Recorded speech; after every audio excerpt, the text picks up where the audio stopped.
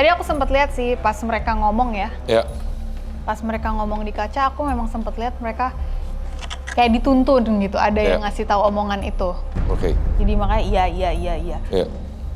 Tapi yang nuntun ini berbeda sama yang Ervan gambar, kan anak kecil ya yang di KCSI.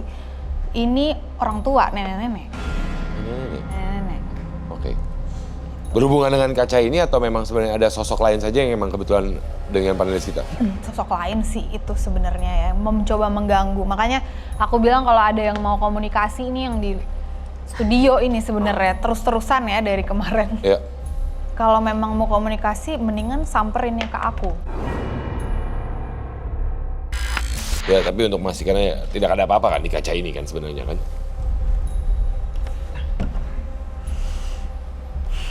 Sebentar ya sesi nanti kita lanjutkan obrolan kita.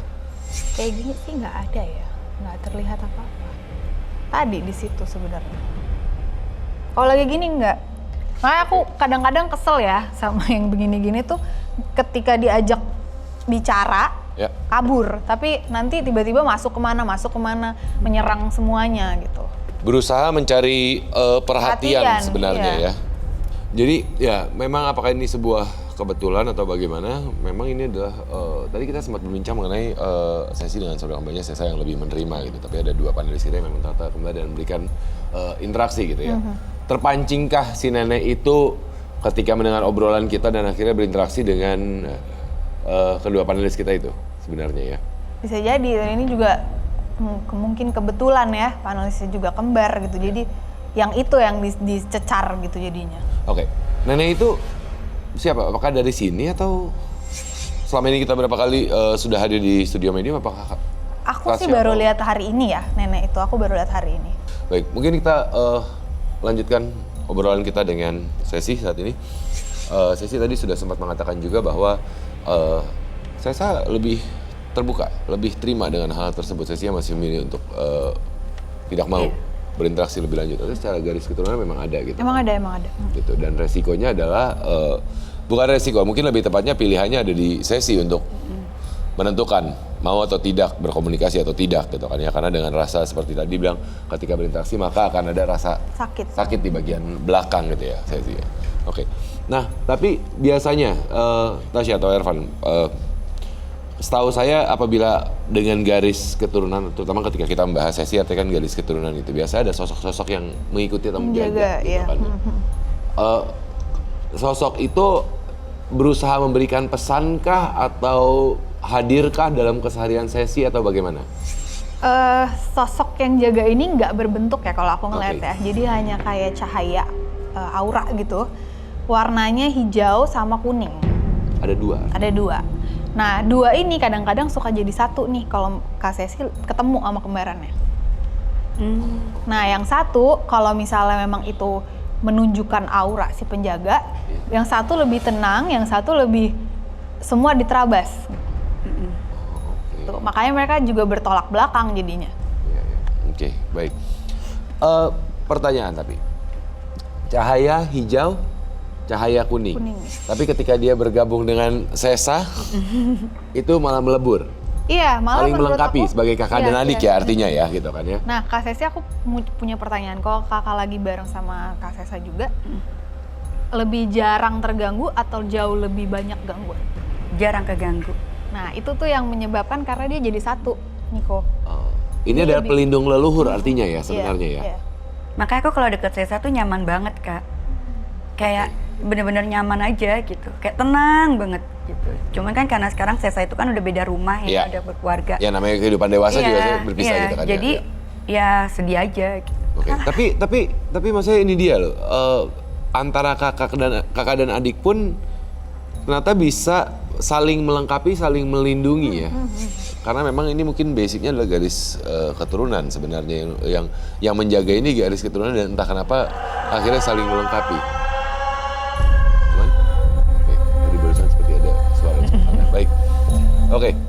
Tapi kemudian juga pertanyaannya, kemudian dari Sesi sendiri apa yang bisa dilakukan? Yang bisa dilakukan itu terima. Tapi aku ngerti sih, Kak Sesi ini susah banget untuk nerimanya ya. Jadi prosesnya itu memang panjang. Nerima apa nih? Nerima bahwa kondisinya memang seperti itu dan berusaha untuk oke, disinilah posisiku untuk bisa menerima kehadiran mereka.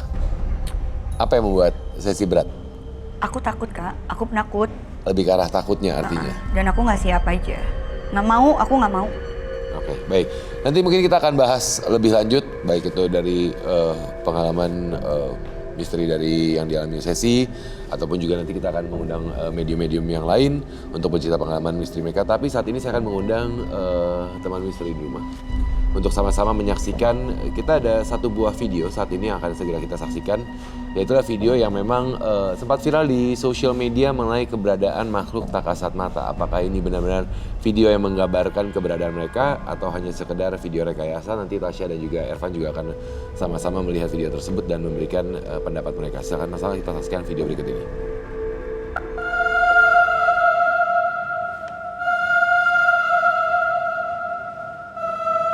Ini sosok anak sedang direkam, Lagi main ya. sedang bermain di kamar dan di jendela bagian luar ya. Seperti ada bayangan pergerakan, mengintip. Tasya, Ervan, anak kecil terekam belakang. Sebelum Tasya atau Ervan mengatakan ini benar atau ada video rekayasa, sesi pendapatnya gimana mengenai video tersebut? Percaya aku sih. Oke. Aku tuh percaya Kak, karena yaitu dibilang makhluk astral itu adalah ya teman kita juga. Ini sekeliling kita juga banyak. Jadi ya namanya kamera sekarang kan makin canggih ya. Yeah. Apa juga bisa kedetek gitu secara tidak langsung. Jadi yang kayak gitu-gitu sih aku hampir percaya. Oke, meskipun kadang-kadang juga ada beberapa orang yang memang mempergunakan era sosial media ini untuk mengeluarkan video rekayasa sehingga menjadi viral ya. Tasya, Ervan, bagaimana? Kalau aku yang ini aku tetap menganggap ini rekayasa. Oke. Karena gak ada apa-apa kalau yang aku lihat di video ini sama sekali nggak ada sosok di situ. Oke. Dan mungkin mau bilang kok ya dia tiba-tiba munculnya pas direkam gitu. Terlalu Naif. Ya. Ervan? Kalau yang saya rasa sih tidak ada merasakan energi apapun sih dari sosok gaib. Oke, mungkin boleh saya minta untuk memutarkan kembali video tersebut. Karena bisa saja sebenarnya video itu sebenarnya mungkin saja bukan rekayasa dalam pengertian mereka menghadirkan sosok, tapi sebenarnya ada pergerakan cahaya di area luar yang sehingga akhirnya ketika direkam terjadi seperti adanya pergerakan bayangan. Mungkin boleh sama-sama kita putar kembali sedikit videonya. Kalau kita perhatikan di sini, kita perhatikan baik-baik, ini adalah yang ditakutkan ya. Dan kadang-kadang memang dengan pemikiran kita mungkin ini kan area luar rumah ya, sepertinya jendela area luar ya. Nah, itu seperti ada, itu adalah bayangan tipis yang bisa jadi terjadi pergerakan cahaya, entah itu mungkin ada kendaraan lewat, bisa jadi seperti itu juga ya. Iya. Aku bilang ini rekayasa bukan karena aku ngelihat kok hantunya gitu sih, bukan. Karena emang aku nggak ngelihat itu sebagai hantu juga. Jadi aku nggak tahu itu apa. Yang jelas itu bukan hantu gitu. Oke, jadi mungkin lebih spesifik kita bilang rekayasa ini dalam pengertian adalah sebenarnya tidak ada makhluk apapun di dalam video tersebut. Tapi hal yang beredar di sosial media adalah itu video yang menampakkan keberadaan. Iya. Ya kan? Oke. Nah, sesi sendiri pernah nggak? Nih sedikit penasaran, pernah ngerekam? Pernah. Apa? Sosok apa yang pernah? Jadi waktu itu aku terakhir syuting itu di Ramadan kemarin. Itu aku kira-kira jam 3 Subuh. Ya. Jam 3 subuh. Terus anak aku kebetulan yang perempuan ikut nikah, yang kecil, dan dia lagi main sama teman-temannya di dekat monitor. Ya. Gitu. Aku yang Keisha belum tidur jam segini, aku bikin Insta story. Iya. Keisha kok belum tidur jam segini nak, gitu nemenin bunda syutingnya. Tiba-tiba tuh di antara teman-teman talent itu ada sosok bayangan yang dari gini tiba-tiba dia masuk gini, gitu. Oke. Ya kan? Dan aku itu baru ngehnya setelah teman-teman aku DM. Gitu. Setelah diposting, dan kemudian teman-teman aku nge-DM. Terus karena mereka itu berusaha untuk di zoom, karena kan aku kan posting aja gitu kan. Pas aku lihat juga, iya ya. Terus pas aku mencerna kembali hari itu, ya memang cuma teman-teman talent doang yang ada di situ gitu. Tidak ada orang lain Iya. gitu. Jadi kan aku tahu karena kan Talentnya aku siapa saja, iya iya. gitu. Tapi ya sosok kita adalah sosok bayangan yang tiba-tiba tuh kayak gitu. Cowok Lewat. pakai baju kotak-kotak, aku ingat banget pakai baju kotak-kotak, pakai topi. Kayak cuman sekilas pas aku ngambil si Keisha itu dia tiba-tiba kayak masuk. Lewat di belakang. Oke. Kadang-kadang itu yang terjadi ya sebenarnya. Iya. Makanya ngeri, ketidaksengajaan. video-video. Malah kadang-kadang ketidaksengajaan itu yang bisa merekam keberadaan mereka gitu kan ya. Dan yang pastinya juga memang kadang-kadang saat ini kita harus lebih aware juga terhadap keberadaan video-video yang beredar di sosial media. Apakah ini sekedar video rekayasa atau video buatan atau video yang tidak sengaja atau adalah video yang nyata menggambarkan keberadaan makhluk tak kasat mata itu. Dan saat ini juga saya akan mengajak teman misteri di rumah, Tasya, Elvan dan juga Sesi untuk menyaksikan video yang kedua.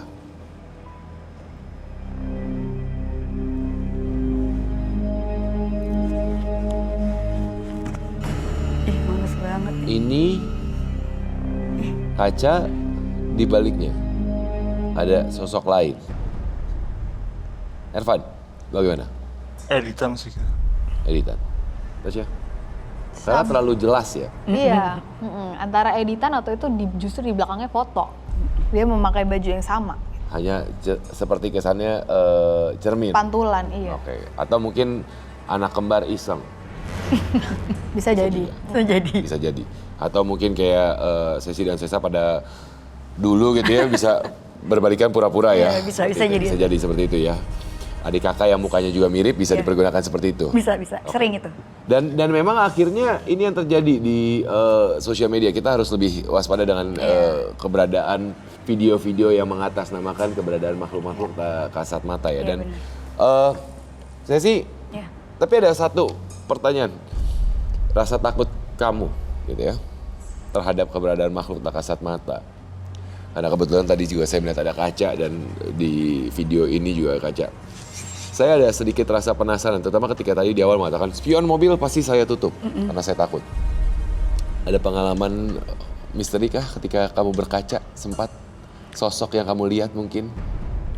Jangan sampai sih Kak, cuman maksudnya aku menghindari itu aja gitu. Kadang spion kiri kanan Sebisa depan mungkin aku, kalau bisa tidak dilihat juga ya kalau bisa aku ya. nggak lihat juga. Meskipun itu penting dalam berkendara ya. Iya bener, Oke. jadi aku tuh memang menghindari banget hal-hal yang aku udah ngerasa kayak duh kayaknya di jalan nggak enak deh. Oke. Tapi merasakan itu, maksudnya ketika Ngerasa, Kak. Ya karena memang kamu sensitif, jadi ketika kamu melewati daerah-daerah tertentu pun juga kamu Aku udah pernah tahu punya sebenarnya. pengalaman itu juga terakhir itu di bulan Ramadan juga. Iya. Jadi aku itu kalau pulang syuting pagi itu kan kita banyak MTM ya, makanan tengah malam yang akhirnya nggak dimakan gitu Iya. kan. Nah aku tuh sering banget bawa pulang kalau di lokasi Cibubur itu sepanjang jalan itu banyak banget saudara-saudara kita yang menunggu Iya, gitu kan. betul. Nah akhirnya aku suka kasih tuh Kak gitu. Iya. Nah di persimpangan jalan mau masuk tol sama ke arah Cibubur Iya. itu di tengah-tengah Kak. Itu makanan aku tinggal satu yang tadinya aku pikir buat aku sahur deh sampai rumah nih nggak keburu nih gitu. Itu dari aku belokan Taman Bunga itu dari jauh nih pas di pertigaan sini nih itu udah cahaya terang banget gitu. Aku lewat nih Kak. Aku pikir biasa aja nih nggak ada yang bisa aku kasih, udah satu buat aku aja gitu. Udah nih Kak aku lewat, begitu aku lewat si cahaya terang ini tuh kayak manggil yang terang banget ya. Gitu. Terus aku mundur Kak di tengah-tengah tol gini tuh mau masuk, aku tuh mundur karena sepi jam 3:30 aku ingat banget. Aku mundur, terus aku buka kaca dengan pedenya aku, terus aku gini, kakek.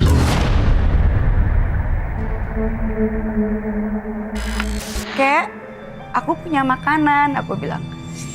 Terus datanglah kakek-kakek ini dengan baju yang bersih banget, terus bawa kantong kantong sampah itu yang bersih, pokoknya bersih banget Kak. Aku ingat banget ini terakhir yang aku ngerasain itu bersih banget. Terus aku kayak ini ya buat makan, aku bilang.